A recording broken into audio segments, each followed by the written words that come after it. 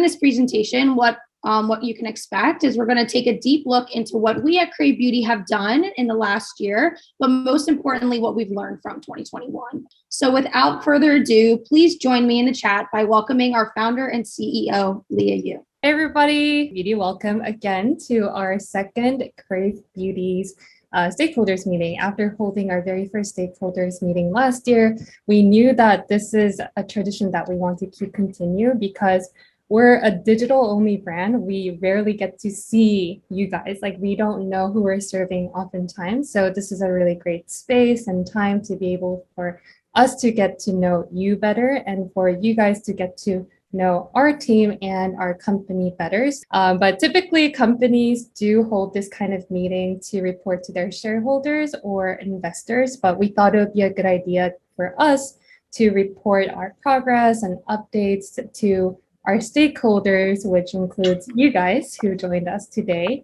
So in today's meeting, we're not only sharing our highlights, but also we're trying to vulnerably open up about our challenges and what we have also learned from them.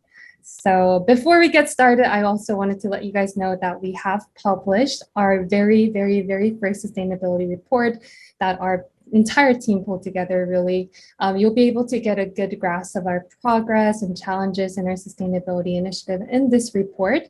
And the report was sent out by email. So if you haven't signed up to our email newsletter list, definitely do so. But still, it's okay if you are not a part of the newsletter mailing list. You can still check it out from our sustainability page at kravebeauty.com/sustainability. Okay. So I want to ask, you guys can keep the chat busy. Let me know in the comments, like, how was everyone's 2021? Long, rough, crazy. Oh my God. Oh, someone got a PhD. That's something to congratulate for, celebrate. I know in the worldly events, like we thought 2020 was tough alone, like from the Australia bushfire that happened in February 2020, and then a global pandemic outbreak that really no one was prepared for, and the George Floyd murder, and followed by the Breonna Taylor's unjust killing led to like the whole nation uniting people to fight against racism and also social injustice in 2020. So we hoped to press reset on that and prayed for a better 2021. But there were also so many heartbreaking news that kept making headlines. And I think there's more. And I just want to play this short clip of the video.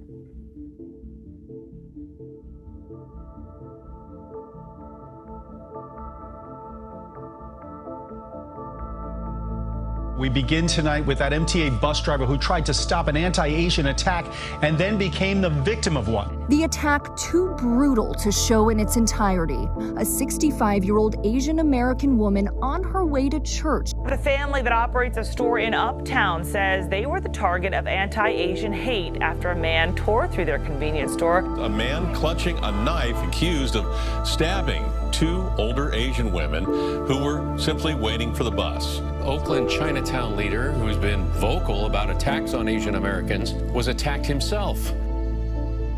Many people have been asking me about this attack from behind. What does it mean? My loved one got hurt, get attacked. That kind of feeling is so hard and so scared. 오늘 이렇게 인터뷰하는 거는 I know everyone's heart got really heavy. It's something that does personally affect me and our entire organization as well.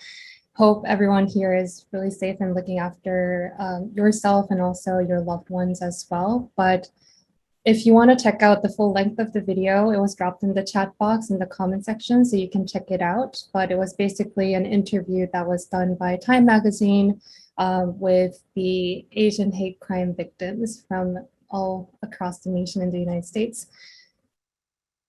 At the time of the event, KraveBeauty had made a donation to Asian American Advancing Justice in Atlanta chapter at the time of the shooting that is there to protect the civil and human rights of Asian Americans locally. And there was a Hate is a Virus organization that quickly created a community action fund that gives back to local and national community organizations that are providing very, very, very crucial and pivotal services and programs for the AAPI community. We're also a brand founded by an Asian immigrant myself. I'm the first-gen immigrant here. So this is an area where we want to be more active in, and we want to be more helpful in any way that we could be. So we signed our names at Stand with Asian Americans, which is a union of Asian American business leaders, to pledge to fight violence against Asians, to support Asian employees in the workspace, and to ensure representation in the business space as well. So, and then we also asked you to shop locally, and this kind of tip also still is valid. I think our local Chinatown, Koreatown, and the AAPI immigrant community is financially struggling since the global pandemic because of the xenophobia that was created out of this entire pandemic as well. So definitely, if you can support small mom and pop shops in your local Asian community, I think that will really go a long way. And this year we'll be collaborating more and joining forces with other like-minded AAPI-owned businesses and AAPI-led organizations to amplify and marginalize voices. And it is also critical that we acknowledge that this violence that the AAPI community is experiencing, it also has been a daily reality for other communities like Black community, Latinx, Indigenous, and LGBTQIA communities as well. So I think there's just so much work to do here. So we hope we can work with you to create a more better and a more equitable future. Coming back to Crave Beauty, let's look at how our 2021 has been. So even though it still stings, RIP BTS, but we're not going to shy away from talking about where we fell short. Last year, we decided to discontinue one of the most beloved products of the family, Beat the Sun, as it didn't meet our expectations. And I know that you guys have trusted us with your skin, and we wanted to do things right. So we owned it, admitted where we fell short, we issued refunds, and we definitely learned our lessons there. Furthermore, we conducted customer focus groups and did interviews with you, asking questions like, what did you think about that? What did you think about the entire discontinuation, and how did you feel? How well or poorly do you think we handled it? And how did that change your perception towards Crave Beauty? And this was to honestly just get feedback on how we address the issue and learn what we can do better moving forward. And of course, like your favorite topic and your favorite, the most frequently asked question on from the community right now is, when is our next sunscreen going to be launched? So just wanted to let you guys know that Crave Beauty will be launching a mineral sunscreen and a chemical sunscreen separately, hopefully this year and next year as well. And we'll be definitely doing our due diligence with the testing, and we'll be disclosing what the test results were at launch. I think overall, the entire event has taught us as a company, as a team in this beauty industry, to be extra diligent in vetting all vendors, all suppliers, and all the independent testing labs and the manufacturers that we work with. We can't just blindly go into business and just trusting them for their words. So since then, we created a code of conduct for all of our partners, suppliers, and labs, and so on, to sign and commit to the most highest standard of business ethics, integrity, as well as sustainability practices. We reintroduced our brand, Crave Beauty. Initially, Crave Beauty, as you guys might be familiar with our old logo, it was launched in 2017 December to press reset on the overwhelm and confusion in skincare, because skincare was just becoming way too complicated than it should be, that it almost became like you need a PhD degree to find and choose a moisturizer. But things have evolved since then. Since 2020, we all know that the brand's impact is just beyond products. That is why we did a whole brand reset. And also that was the moment where we also made a very, very, very crucial and important step forward in our sustainability journey, climate neutral certified, and also not listed here, but we got a lot of other certifications too. And we integrated a very thorough product recycling guide on the packaging and on our website as well. And we rolled out new packaging solutions at the brand reset that reduced a total of 68% in carbon emissions. We have rolled out the new packaging solutions, implementing more recycled material ranging from 50% all the way up to 100%. And also coming to you very soon at this moment, it's not announced yet, but our Ozo Simple water cream jar packaging will be packaged in 100% recycled jar as well. So that will be rolled out very, very soon, probably by next week. Now we are climate neutral certified, which means that we measured our 2020 carbon footprint, which came out to be 728 tons of CO2. We also offset our impact, and we're working to reduce future emissions as well. We're working on reducing our emissions as much as possible. So here is our reduction action plan, which includes the following commitments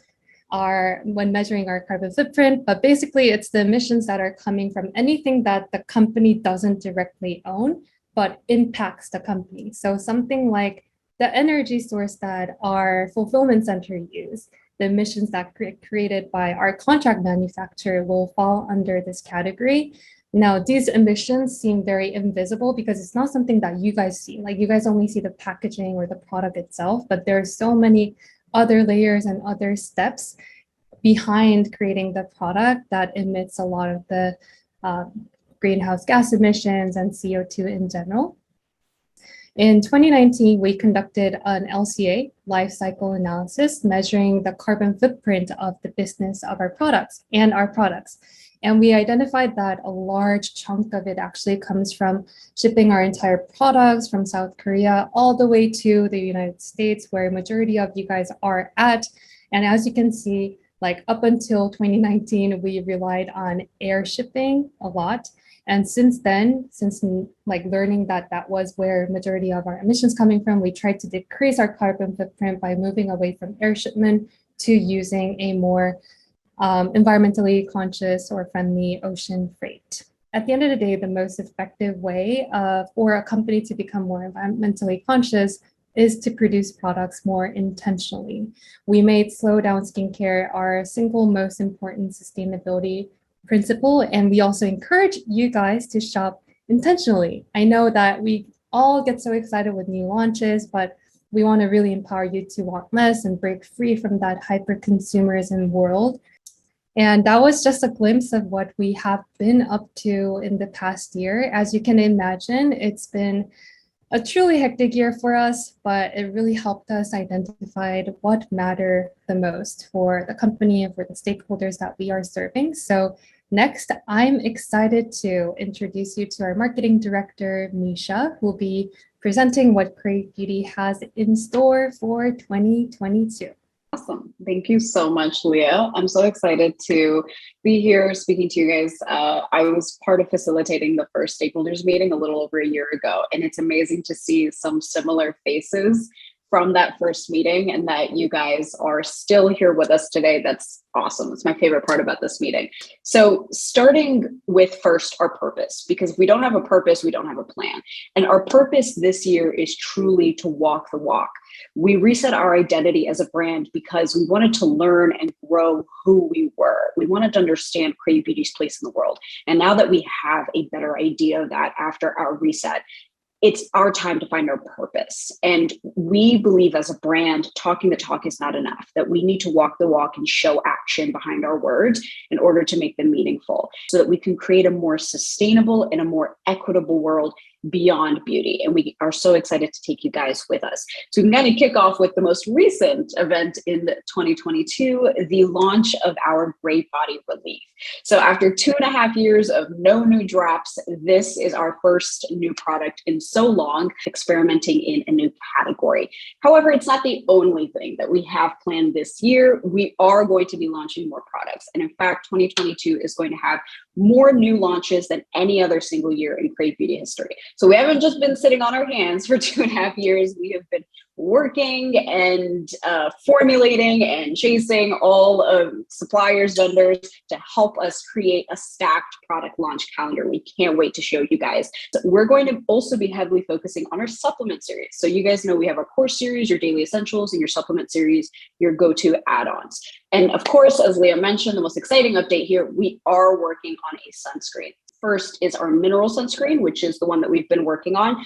And then at a later date, we are going to be relaunching our chemical sunscreen. So, and finally, we're working on some fun merch. We've dabbled in merch in the past. We've done totes, we've done tees, kind of get creative with it. I think merch is something that we've always wanted to get into, but we always want to keep sustainability in mind as well.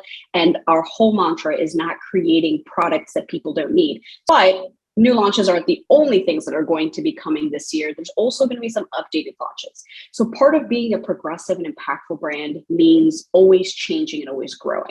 As Liah mentioned, we are going to be updating our Oh So Simple water cream packaging into a recycled jar, which is amazing. It's actually going to have a slightly darker tint, and everyone who orders it, I would say in the next couple of weeks, is going to start receiving it. So we're so excited to be able to cut down our footprint there. And even with Great Body Relief, we did the first rollout with the carton packaging.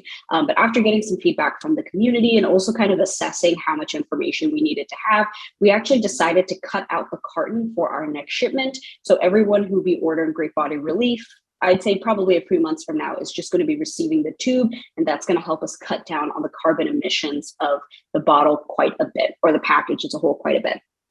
We're also looking for opportunities to make our current formulas better. And finally, we are working on updating all of our packaging for global compliance. So speaking of global, our next big goal this year that we cannot wait to hit is going to be international expansion. This year, we're finally going to expand into some really, really key markets. I think we have a couple of people from those markets here today. So we're super, super excited. Going into new markets such as the European Union and the UK takes a lot of work, especially on the packaging side, because there's a lot of legal and compliance that needs to be done. It takes quite a while. We'll provide more details like a full list of countries, rollouts, shipping information. We get a little bit closer to the launch. It's still a little bit out, but it's definitely happening within 2022. All right, so moving on to more of our community-focused initiatives. So the first thing, as we talked about, is that we're going to do more consumer research projects, including more surveys and focus groups. So we can't wait to roll that out on a much more robust level, and everything from our polls to our surveys to actual interviews with you to get to know you a little bit better. We're also going to be branching into more special collaborations this year. So KraveBeauty, we love our community and we're always focused on you, but we want to make more friends in the industry. We want to reach out to like-minded brands who think like us, who share the same values as us, and do more collaborations with them. And we actually have a very, very special collaboration coming in just a little over, I'd say like a month and a half, 2 months, that we cannot wait to share with you guys.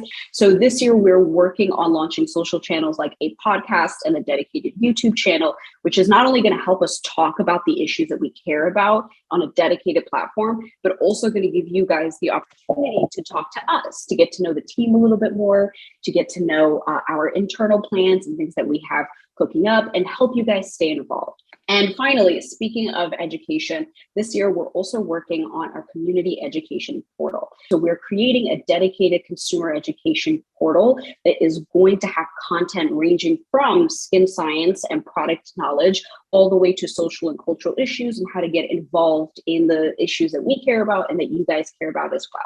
And this is going to give us a little bit of an outlet to talk about the beauty industry from the inside, from people who work within the industry, from people who understand the industry, and give you guys more of kind of an insider look to what's going on. So moving on from here, talking about our social impact this year. So social impact is something that really matters to us. And this year we're stepping up in a big way.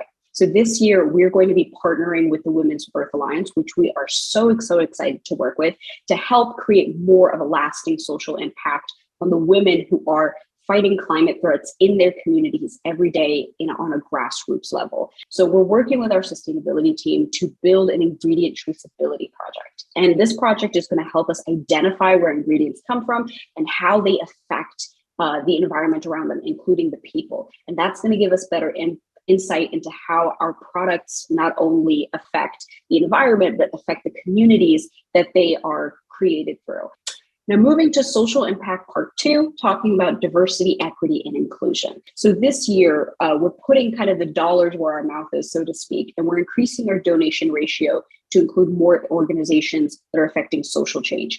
Before this, a majority of our dollars had gone to sustainability initiatives, because that's what we're focusing our resources on. But now we are shifting and boosting our ratio to include more social and social justice focused organizations, especially those that are focused on creating more equity for groups like the BIPOC community and LGBTQIA+ community. Because in both the beauty world and beyond, those are the communities that are typically inequitable and underrepresented. And we need to make sure that we're uplifting them, at least through our dollars first.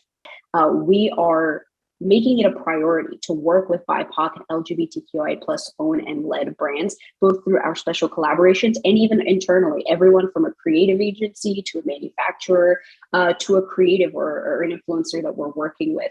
They are a priority because we need to be able to uplift and grow each other to make sure that we're taking up more space. And so we benchmarked, we made a pledge to donate all 50% of all sponsorships to those underrepresented groups. And we are so excited to announce that we are currently benching at about 70%. So 70% of all of our influencer and creator partnerships are going to creators of color, creators with disabilities, with diverse gender expressions, and who are part of the BIPOC and LGBTQIA+ community. And so now that's kind of our new benchmark to continue to hit to make sure that we always include a diverse community. All right, so that about wraps up our initiatives for 2022. As you can see, we have a lot on our plate. We have very ambitious plans, but we are a very ambitious team, and we couldn't do it without you guys. You guys have made 2021 an amazing year for us, and it's enabled us to make 2022 an even better one. Thank you so much for making time. To be honest, like this is the only time where we get to really see you, interact with you, and chat with you. And for all the community members to get to know one another too. I think that was like the most fruitful thing that happens out of these events too. So thank you so much. And just to give a quick announcement, we do have our community Facebook page. I know that everyone's trying to move away from Facebook, but that's like the only platform that we have formed a little closed community group. So if you type KraveBeauties, like BEAUTIES on Facebook, find us there. Josine will be in charge of letting you in and approving you guys. So definitely keep the conversation going there. And it really means a lot for you guys to take your time in the busy day and in the middle of the morning from the Asia side. So thank you so much. And hopefully this is something that we can continue doing, and hope you guys found this informative and helpful. Awesome, guys. Thank you guys. Bye, guys. Have a great day. Bye.